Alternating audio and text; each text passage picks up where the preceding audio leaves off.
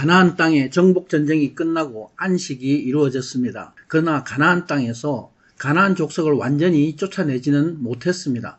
여호수아는 마지막 유언의 권면을 합니다. 너희 하나님을 사랑하라 말씀합니다. 하나님을 사랑한다는 것은 하나님의 말씀을 순종하는 것입니다. 예수 그리스도를 믿는 우리는 성령 하나님께 순종함으로써 하나님의 말씀을 힘써 지켜 행하는 일입니다. 이제 하나님의 종 여호수아는 11절에 스스로 조심하여 하나님을 사랑하라 말씀합니다.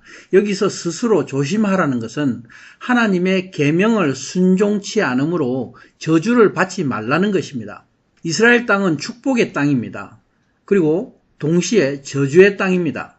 정확히 표현하면 축복과 저주가 나누어지는 땅입니다. 왜냐하면 가나안 땅은 하나님 나라의 모형이기 때문입니다. 하나님의 나라는 생명의 축복과 심판의 저주가 영원히 나누어지는 곳입니다. 가나안 땅의 이방 족속은 심판을 받아서 영원히 멸망해야 하는 저주의 그림자인 것입니다. 그리고 이스라엘 백성은 하나님의 축복을 받아서 영원한 하나님 나라 그 백성이 되는 믿는 자의 거울인 것입니다. 가나안 땅은 영적 전쟁터이면서 반드시 승리하는 하나님 나라의 모형입니다.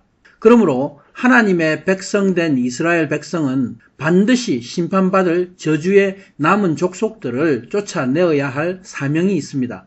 그 사명은 오직 하나님만 섬기는 자가 됨으로써 이미 얻은 것입니다. 바로 하나님의 계명을 쫓아 순종함으로 하나님을 사랑하는 자가 되는 것입니다.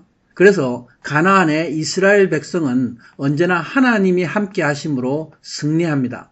그래서 이미 승리한 하나님의 나라의 백성입니다. 여호수아는 이렇게 경고합니다. 스스로 조심하여 우상을 멀리하고 하나님을 가까이 하라 말씀합니다. 이스라엘 백성은 바로 우리 믿는 자의 거울이 되어야 하는 사명이 있습니다. 이스라엘의 역사는 믿음의 거울인 것이죠. 이와 같이 우리는 하나님을 믿고 하나님의 나라를 소망하며 끝까지 승리하는 것입니다. 그래서 하나님을 사랑하는 자로 열매 맺는 것인 것이죠. 11절 하나님을 사랑하라는 말씀에 이어 12절부터 저주의 말씀이 있습니다.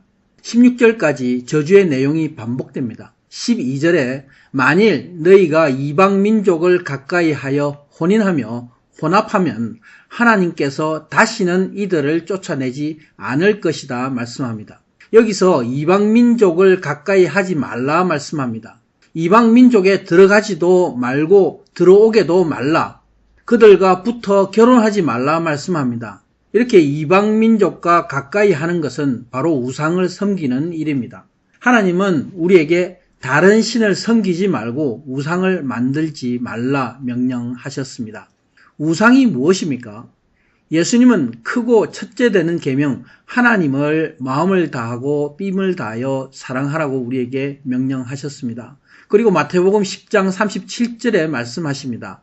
아버지나 어머니를 나보다 더 사랑하는 자는 내게 합당하지 아니하고 아들이나 딸을 나보다 더 사랑하는 자도 내게 합당하지 아니하며 또 자기 십자가를 지고 나를 따르지 않는 자도 내게 합당하지 아니하리라. 예수님의 이 말씀은 이 세상을 하나님보다 더 사랑하지 말라는 것입니다. 이렇게 세상의 어떤 것을 하나님보다 더 사랑하면 이 세상의 그 어떤 것들이 모두 우상이 되는 것입니다.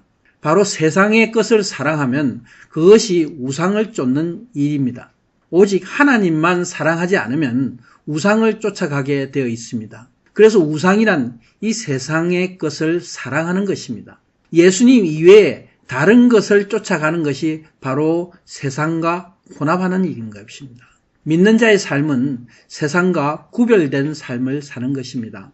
아니, 세상과 완전히 반대로 거슬러 올라가는 삶입니다. 그렇지 않으면 이 어둠의 세상에 휩쓸리게 되는 것입니다. 여호수아는 이렇게 이방 민족과 붙어 결혼하고 혼합하지 말라 경고하고 있습니다. 이방 민족과 결혼하는 것이 바로 음행입니다. 우리에게 영적인 음란을 말씀하고 있습니다. 바로 음행은 하나님보다 이 세상의 것을 더 사랑하는 것입니다. 바로 이 세상의 우상을 섬김으로 세상에 속한 삶입니다. 이 세상과 혼합하는 것은 곧 우상을 섬기는 음행의 죄악인 것입니다. 13절에 말씀합니다. 그것이 너희에게 올무와 덫이 될 것이다. 너희 옆구리에 채찍이 될 것이며 눈에 가시가 될 것이다. 스스로 조심하지 않으면 그 결과로서 이런 저주를 받는다. 그래서 하나님께서 너희에게 주신 이 땅에서 너희가 멸망할 것이다. 이것을 알라 말씀하고 있는 것입니다. 하나님을 가까이 하지 아니하고 이방 민족과 가까이 할 때 반드시 나타나는 저주입니다. 바로 하나님을 사랑하지 않고 세상을 사랑하면 이런 저주가 임한다는 말씀입니다. 하나님의 종 모세가 레위기 26장과 신명기 28장의 축복과 저주의 말씀을 선포했습니다. 레위기 26장은 두 부분으로 나누어집니다.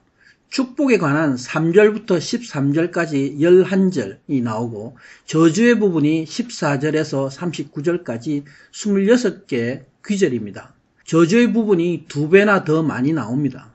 또 신명기 28장에도 마찬가지입니다. 신명기 28장 1절에서 14절까지의 15절은 율법을 지키는 자에 대한 축복의 말씀입니다. 15절에서 68절의 54개의 귀절은 바로 저주에 대한 내용입니다. 저주가 축복보다 4배 이상이 됩니다. 이렇게 저주의 내용이 축복보다 많은 것은 무슨 이유일까요? 바로 하나님을 가까이 하지 않으므로 저주를 받게 된다. 마귀의 올무에 빠지고 덫에 걸려서 그것이 너희를 상하게 하고 결국은 멸망케 된다. 그래서 저주받지 말라고 경고하는 말씀인 것입니다. 저주를 강조함으로써 너희가 조심하라는 것이죠.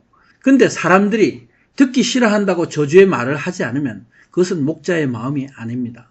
믿는 자라면 애통하는 마음으로 저주의 말씀을 바로 선포해야 하는 것입니다.